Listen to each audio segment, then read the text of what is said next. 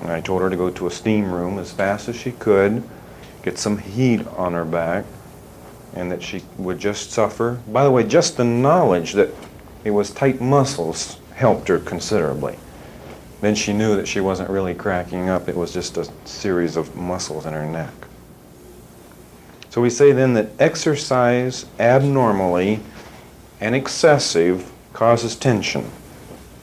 And then tension affects the mental processes. The next one is constipation.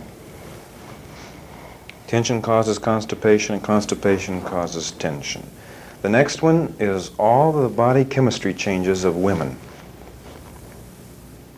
And this, by the way, also creates tension in men, because they think that their lovely queen is cracking up. And it's amazing to me that she can do it every month for 5 years, and he can still believe that it's unusual behavior when it happens again. Now, this body chemistry change is just not once a month. There's actually the menopause, there's the pregnancy, there's the 6 weeks after pregnancy. These are all times of actual body chemistry changes. And then sometimes we even have some abnormal cases, displaced uterus, or sometimes an operation will cause 6 months of pretty wild behavior of nervousness. The next one is noise. This could be everything from jets to a little tiny irritating noise. I know one particular firm in town introduced a new office machine, and they found out that the girls could not type a letter while this machine was running.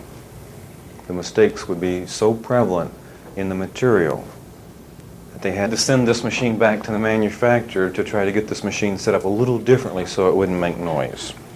The next one, confusion. Anytime you're confused mentally or physically, you've got tension.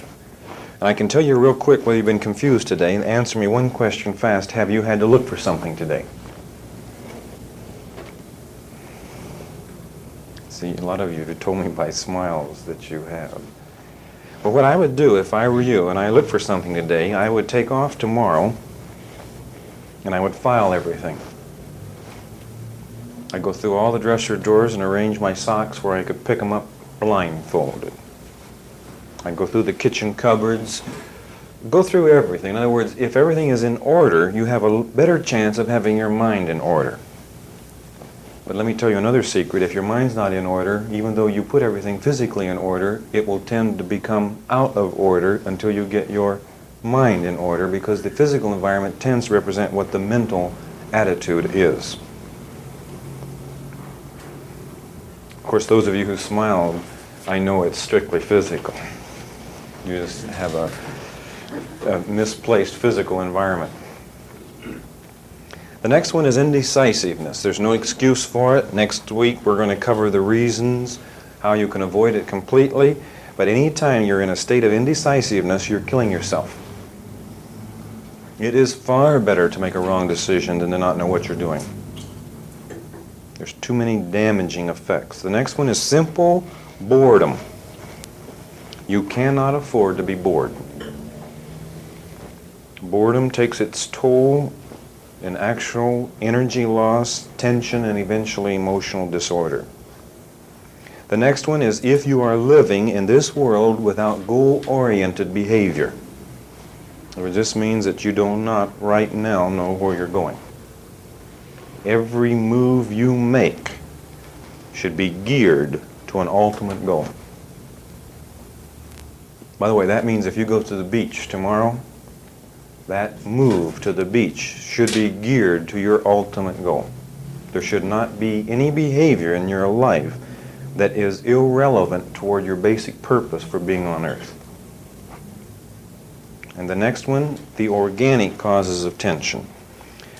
A lot of people hide behind organic, but let me tell you that several doctors believe that only 5% of tension problems are organic. Should your cause of tension be organic, then I think you should see a doctor.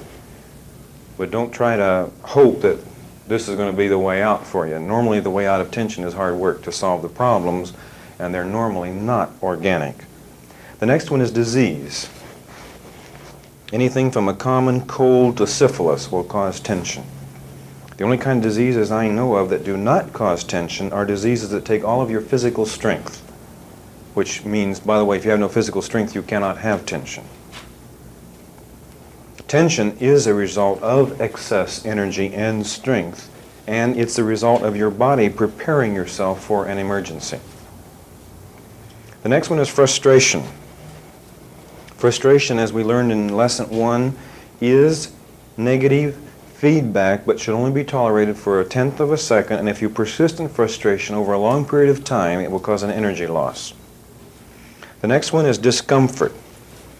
Any time of discomfort, and by the way, this could be a girdle, a belt, a bra, anything. In other words, let's say heat in the summer, cold in the winter. Any type of actual discomfort causes tension. I can wear a shoe that's too tight and it'll give me a stiff neck. Can you see that there is a relationship between your neck and your foot? The next one is any type of pain.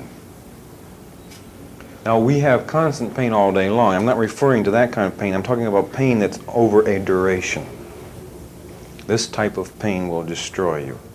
Oh, there's hundreds of causes of tension, but let me give you one more final one. If you are living on a subsistence level, you will have tension. And what do I mean by a subsistence level? If your working capital tonight is less than 6 months, we say you're living on a subsistence level, and this produces a strain on you. In other words, this means that you couldn't pay next month's bills today. Now, I firmly believe in using other people's money. I believe in buying real estate at 10% down. But I also believe that even though I'm going to extend myself this far, I still should have working capital at present that I could pay all bills for the next 6 months. Now you say, am I using two principles? Yes, I am. The first principle is that the physical body can survive much better without tension. Therefore, I should have working capital to pay all bills for 6 months. Now, let's back up a minute. Now, some people, this won't work at all, because if they had that much money, they'd lose all their incentive and they'd be worthless. But assuming that you're properly balanced psychologically, your motivation does not come from necessity anyway. It comes from desire. And I'm assuming tonight that your motivation does come from desire. Then the 6 months capital allows you to become creative. The man who's trying to figure out how to get the money in the bank to cover the checks he's already written has a hard time being creative. We say then that the subsistence level of tension rides herd on him. If using other people's money, and this 10% principle in real estate, which I endorse 100%, if you're going to make any money, you're going to have to do this, can you see that that is beautiful and that is sound? If it is sound as far as an investment in real estate, should it not also be sound in my personal financing? And the answer is no. It would be, by the way, if I could do it in such a way that would have no effect on me physically. Then I would say that, yes, you barely have enough money in the bank to pay your bills this month, because every cent you have that's not being used costs you money. But let's go one step further. What if you reached your goal of financial independence? Then would money values enter into this at all? No, none whatsoever. So we say then, to actually avoid tension, you should not have to do anything other than what you choose to do in your normal living routine. Now, I believe that if you really love yourself and if you want to become really creative, you should organize your life, you should plan your life in such a way that you can actually live beyond what we call a subsistence level. We could spend the rest of the night and give you a headache. I wanted to keep enumerating on the causes. All I want to do is just point out to you what is the culprit that causes us to spend billions of dollars. We should probably tie this in with one other concept. A lot of tension in the United States is because the person is living in rebellion to their head. In other words, each person is in a chain of command. You have a head. If you're not in total submission to that head, you will have tension. And by the way, this ties in with it beautifully with our problem of 40% of American women who are frigid. You suppose they're submissive? Hardly. In other words, we say that 40% of American women are rebellious, and the price of rebellion will be frigidity and tension. And I always refer to tension and frigidity as kissing cousins who never kiss. All right, now, there's two ways to solve this. Number one, kill the effect so I'll never know the cause. And that's the chemical approach. And as we go through the chemical approach, I like to give you 3 reasons why you should and 3 reasons why you shouldn't. Number one, if the cause of your tension is chemical, then you should use a chemical approach to stop it. For example, if a woman is in deep depression, during the 6 weeks period after she has given birth to a child, her despondency, her depression is chemically originated from a body chemistry change which she's going through.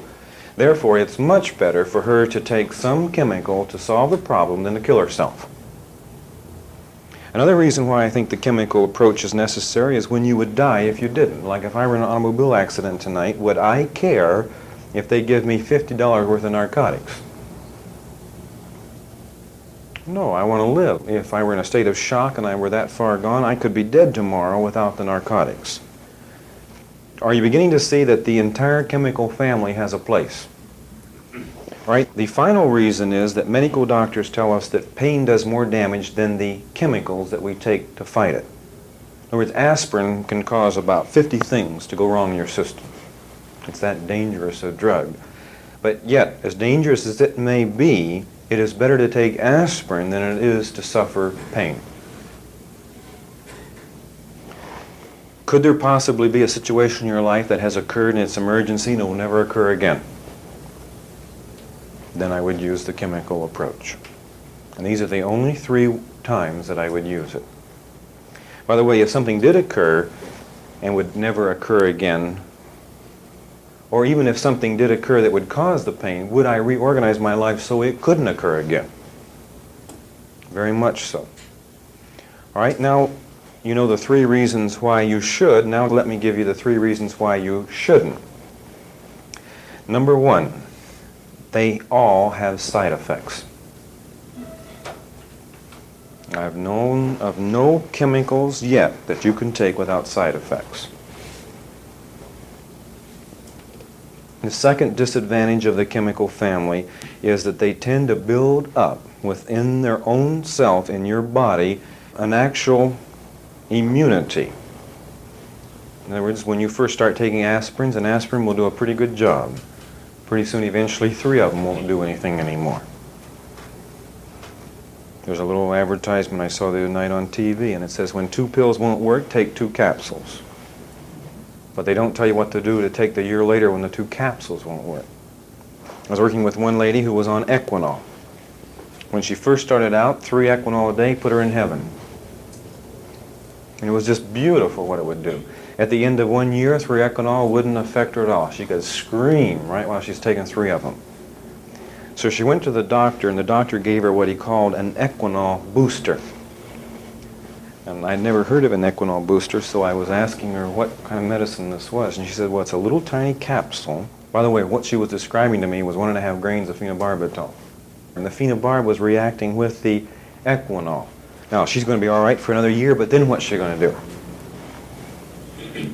Well, she'll have to go to 3 grains of phenobarbital. By the way, if she's on phenobarbital 1.5 grains for 1 year, she's hooked.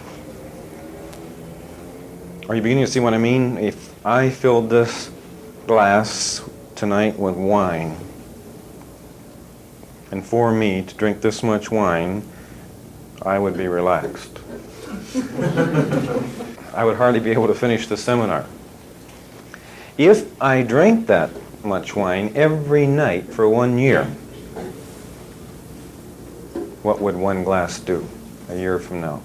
Not a thing. Are you beginning to see what I mean? In other words, you would build up an immunity so that you have no effect of the chemical family. I think another reason why you should not take the chemical family is because it actually does damage to your body.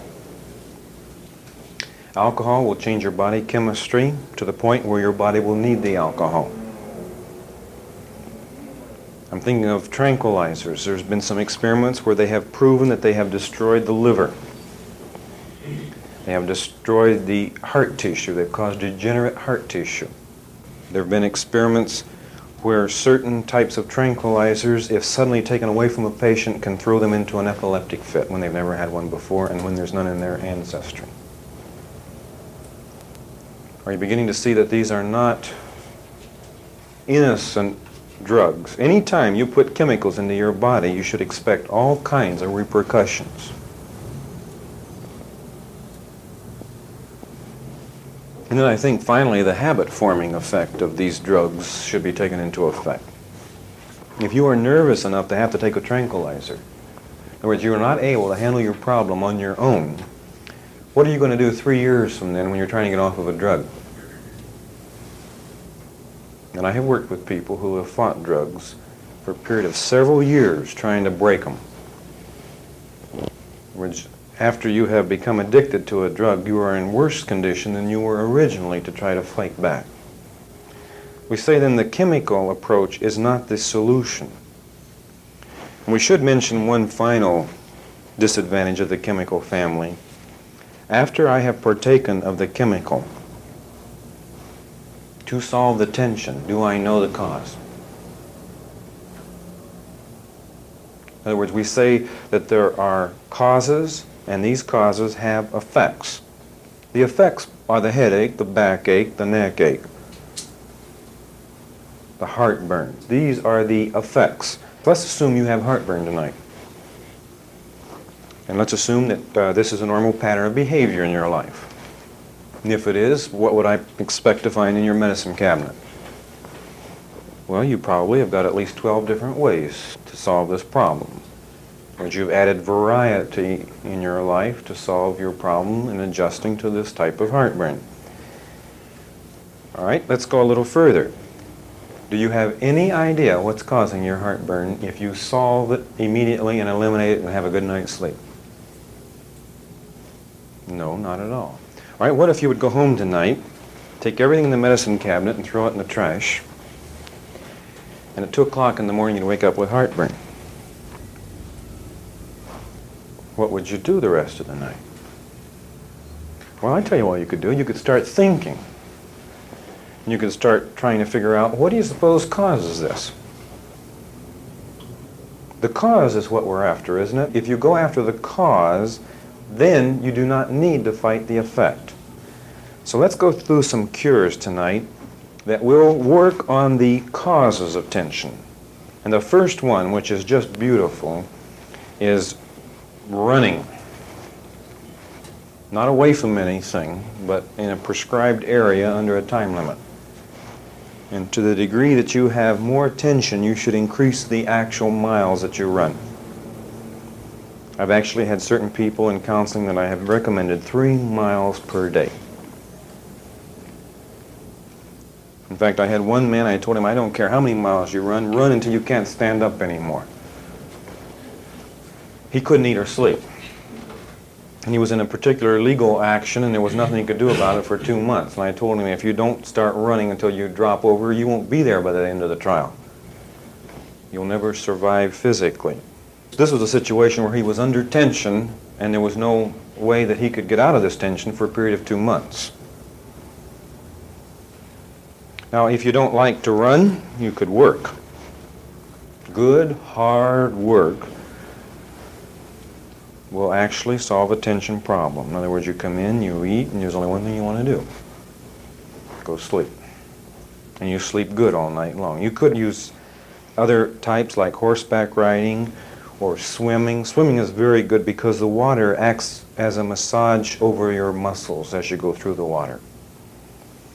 The next cure for tension will be sleep. And let's define sleep as 8 hours without tension. If you should go to bed and wake up being more tired than you go to bed, we don't say you've been to sleep at all. You've been laboring, hard labor, carrying 600 pounds over your back all night long. The next one is anything to do with heat. It's interesting that the actual approach to tension through heat is very similar to the chemical approach because it does not solve the cause, but it has none of the disadvantages of the chemical approach. What do we mean by heat? We mean a hot water bottle. We mean filling the bathtub up to hot water till it's 110. We mean taking a hot shower.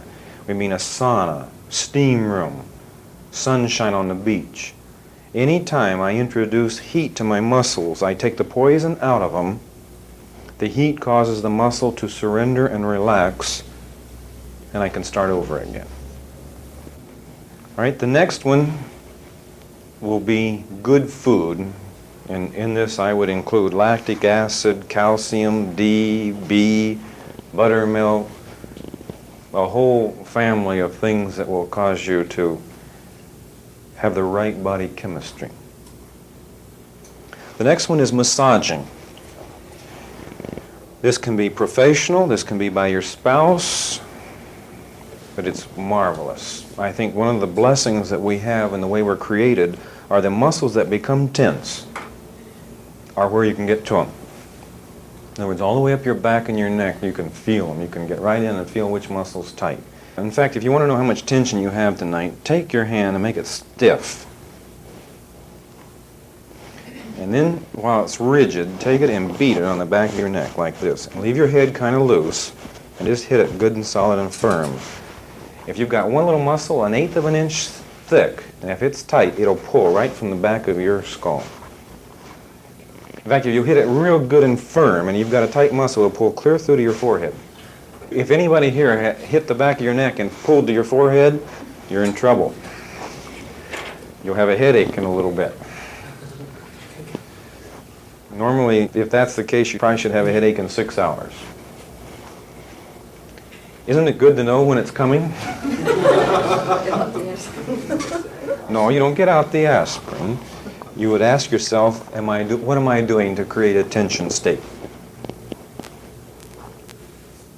All right, the next method is the record that Dr. Rosebrook over in Vancouver, Washington has put out.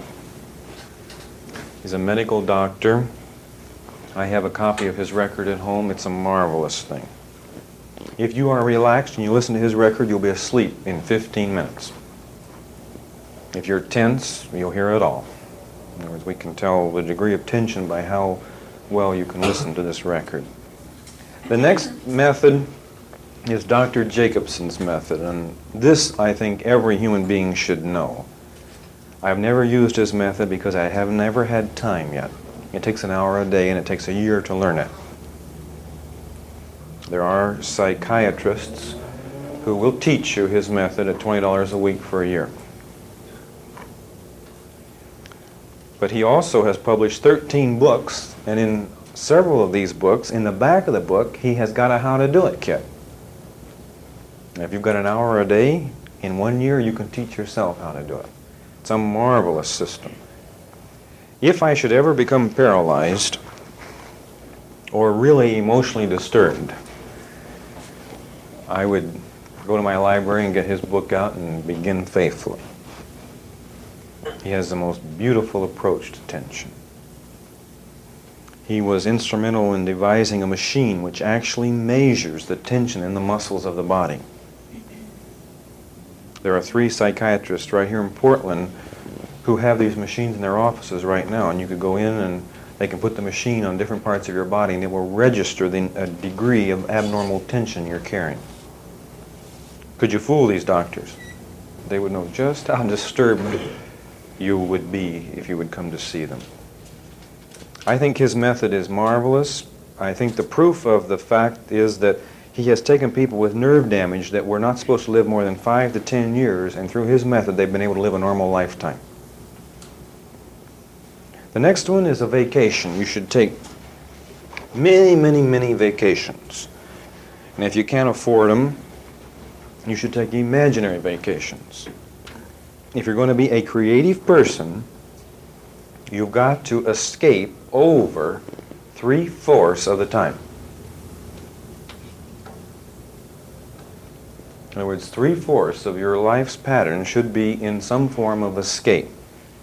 This is recreation, recreate, whatever you want to call it, but it means that I am running away from the battle. You say, is that the way to win the war? It certainly is. Because what kind of shape are you in when you come back for that other 25%? Well, we say you're a tiger. We say nothing on earth can stop you. This is a little bit contrary to the guy who believes in persistence. In other words, we have some books published in the United States that the way to win is the bulldog approach. Set your teeth in and don't let up and hang on and never give up. The creative people in the United States are people who only work about 5% of the time. The rest of the time they're gone somewhere. They build castles in the air, on the coast, in the mountains. And you look at them, you never know where they are. They're always going somewhere. They're always finding some way to escape.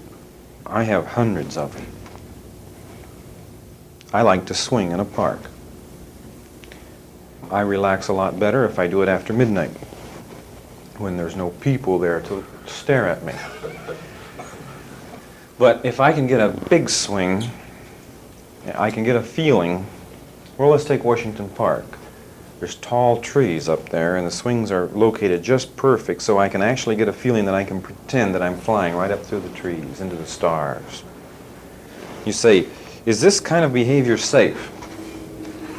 You say, isn't this what psychotics do? No, they don't have control. In other words, when they go into their world, it's not because they want to and they can't come back when they want to.